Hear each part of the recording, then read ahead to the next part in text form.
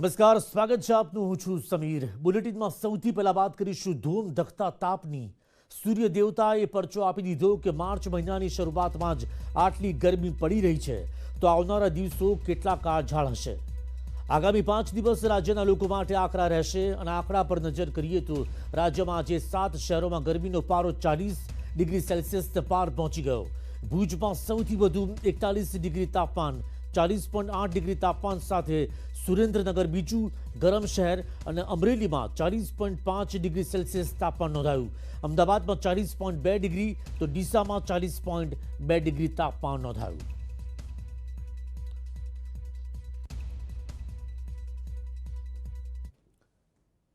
તો માર્ચ મહિનો મધ્યમાં છે ત્યારે આકાશમાંથી અગનગોળા વરસી રહ્યા છે. ગરમીનો પારો વધી રહ્યો છે અને આ સાથે જ હવામાન વિભાગે આગામી 5 દિવસ હીટવેવની આગાહી કરી. હોળી પહેલા હીટવેવ, આગામી 5 દિવસ પડશે કાળઝાળ ગરમી. સૌરાષ્ટ્ર કચ્છમાં ઓરેન્જ એલર્ટ. રાજ્યના 17 શહેરોમાં ગરમીનો પારો 38 ડિગ્રીને પાર. 5 દિવસમાં 2 થી 3 ડિગ્રી ગરમી વધવાની શક્યતા. રાજ્યમાં આ વખતે ઉનાળો આકરા પાણીએ લાગી રહ્યો છે.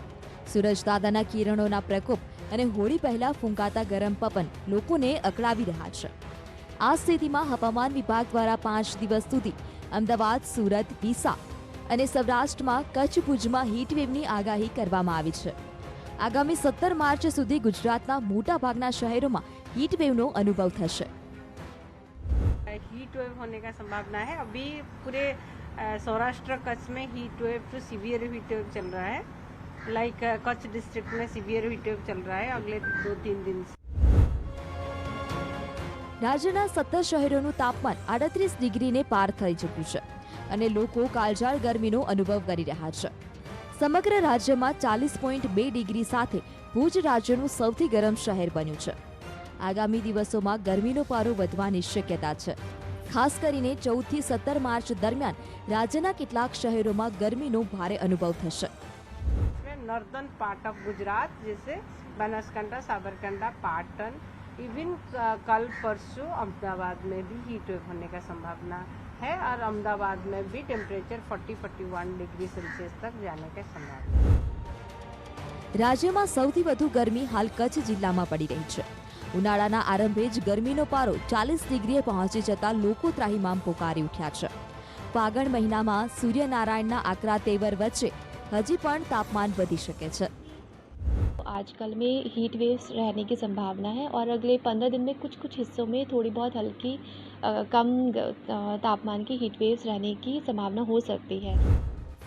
Bureau report, news 18 Gujarati.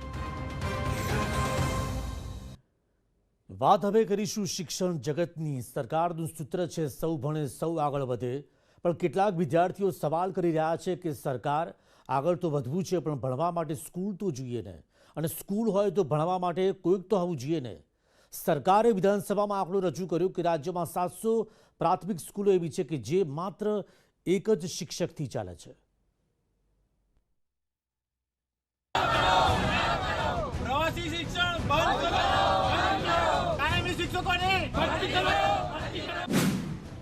21મી સદી જ્ઞાનની સદી છે, જો કે દુનિયા માટે.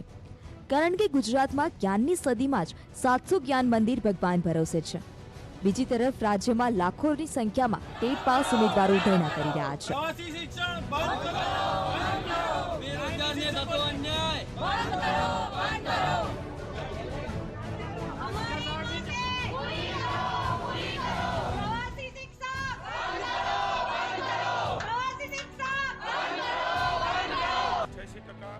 ખુદ રાજ્ય સરકારે વિધાનસભામાં રજૂ કરેલા આંકડા વરવી વાસ્તવિકતા દર્શાવે છે.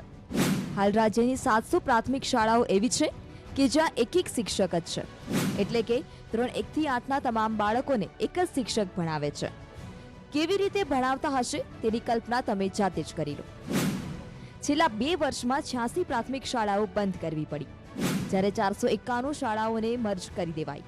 જિલ્લામાં શિક્ષણ પર દેખરેખ રાખવાની જેમના પર જવાબદારી છે તે પ્રાથમિક શિક્ષણાધિકારીની 93 જગ્યાઓ ખાલી પડી છે, જ્યારે કેળવણી નિરીક્ષકોની 95% જગ્યા ખાલી છે. 17 જિલ્લામાં કેળવણી નિરીક્ષક છે જ નહીં. સરકારી પ્રાથમિક શાળાઓમાં 19,128 ઓરડાની ઘટ છે. ચિંતાની વાત એ છે કે 2015માં પ્રાથમિક શાળાઓમાં 8,388 ઓરડાઓની અછત હતી, જે આજે વધીને 19,000ને પણ પાર પહોંચી છે. એક તરફ શિક્ષકોની અછત છે, બીજી તરફ ટેટ પાસ ઉમેદવારો વર્ષોથી બેરોજગાર છે. ગાંધીનગરમાં સોમવારે 100 જેટલા ટેટ પાસ ઉમેદવારો ધરણા ઉપર બેઠા અને વિરોધ નોંધાવ્યો. તેમણે માંગણી કરી છે કે સરકારે હાલ 3,300 શિક્ષકોની ભરતી બહાર પાડી છે, તે વધારીને 18,000 કરવામાં આવે. આ સાથે જ પ્રવાસી શિક્ષકની પ્રથા નાબૂદ કરી કાયમી શિક્ષકની ભરતીની માંગણી કરાઈ. સરકારે ફક્ત 3300ની ભરતી આપી અને ટેટ 1 જે 1 લાખથી પણ વધારે ટેટ પાસ ઉમેદવાર છે એ લોકો સાથે એક મજાક કરી છે અને તેમણે 3300ની ભરતી આપી છે. એમાં ધોરણ 1 થી 5ની અંદર 1300 અને 6 થી 8ની અંદર 2000ની ભરતી આપી છે. જુઓ, તમે 5 વર્ષની ભેગી ભરતી કરો, નહીતર અમારી જોડે 2 લાખ જેટલા ઉમેદવારો છે અને 2 લાખ ઉમેદવારોના પાછા પોતાના પરિવારો છે અને અમે ધારીએ એ કરી શકીએ છીએ. શિક્ષણની આ સ્થિતિને લઈને વિપક્ષ કોંગ્રેસે ગંભીર સવાલો ઉઠાવ્યા. જો કે સરકારે દાવો કર્યો છે કે કોંગ્રેસ જનતાને ગેરમાર્ગે દોરી રહી છે. ખૂબ જ જરૂરિયાતવાળી જે જગ્યા હોય છે કે જ્યાં આપણે બાળકોનું ભવિષ્યને ઉજ્જવળ બનાવવા માટે શિક્ષણ આપતા હોય અને આવી જગ્યાઓ પણ સરકાર ખાલી રાખતી હોય, ત્યારે આજે સરકારની જે નિષ્ફળતા છે આજે દેખાઈ આવી. જે અમારી પ્રશ્નોત્તરી હોય છે એના આધાર ઉપર રાજ્યને કોંગ્રેસ ગેરમાર્ગે દોરે છે. રાજ્યનું શિક્ષણ વિભાગ, એમની વ્યવસ્થાઓ કોંગ્રેસ વખતે ખાડે ગઈ હતી, એને અમે સુધારો કરીને ઉત્તરોત્તર તરીકે આગળ લઈ જઈ રહ્યા છીએ. યોગ્ય રીતે આયોજન થાય તો શિક્ષણનું સ્તર સુધરશે. એટલું જ નહીં, બેરોજગારી બુમરાણ પણ કરશે. આ સાથે જ સરકારીથી ખાનગી શાળા તરફની દોડ પણ ઘટશે. Bureau report, news 18 Gujarati. તો હવે જે સનસનીખેજ દ્રશ્યો આપ જોશો તે વડોદરા જિલ્લામાંથી આવ્યા છે. એક તો ભણતરની ચિંતા અને એમાંય સ્કૂલે જવું પડે જોખમી સવારી કરીને. કરજણથી સાધલી ગામ તરફ જવાનો આ હાઈવે છે, જ્યાં વિદ્યાર્થીઓ આ રીતે રોજ જોખમી સવારી કરીને ભણવા માટે જતા હોય છે. પ્રાથમિક શાળામાં ભણતા આ વિદ્યાર્થીઓ મારુતિ વેનની છત પર બેસીને ભણવા માટે જતા મજબૂર બન્યા છે. પોતાનું ભવિષ્ય ઉજ્જવળ તો બનાવવું છે, પણ વર્તમાન જોખમી છે. આ દ્રશ્ય સાંકેતિક છે. હવે ગુજરાતના ગ્રામ્ય વિસ્તારમાં આવી કેટલી સ્કૂલ હશે કે જ્યાં સુધી પહોંચવાનો ના તો એસટી બસ સમયસર મળે છે કે ના તો તેમને યોગ્ય ટ્રાન્સપોર્ટેશન મળે છે. તો દીકરો કે દીકરીને મા બાપે ભણાવવા તો છે, પણ સ્કૂલે સહી સલામત પહોંચશે કે નહીં, રસ્તામાં કોઈ જોખમી અકસ્માત તો નહીં થાય ને, આ ચિંતા સતાવતી હોય છે. અને આ પ્રકારની ચિંતા તમને સતત કોરી ખાતી હોય છે. નાના ભૂલકાઓનો અવાજ સરકાર સુધી પહોંચે તે માટે એક વાહન ચાલકે આ વિડીયો પોતાના મોબાઈલમાં કેદ કર્યો.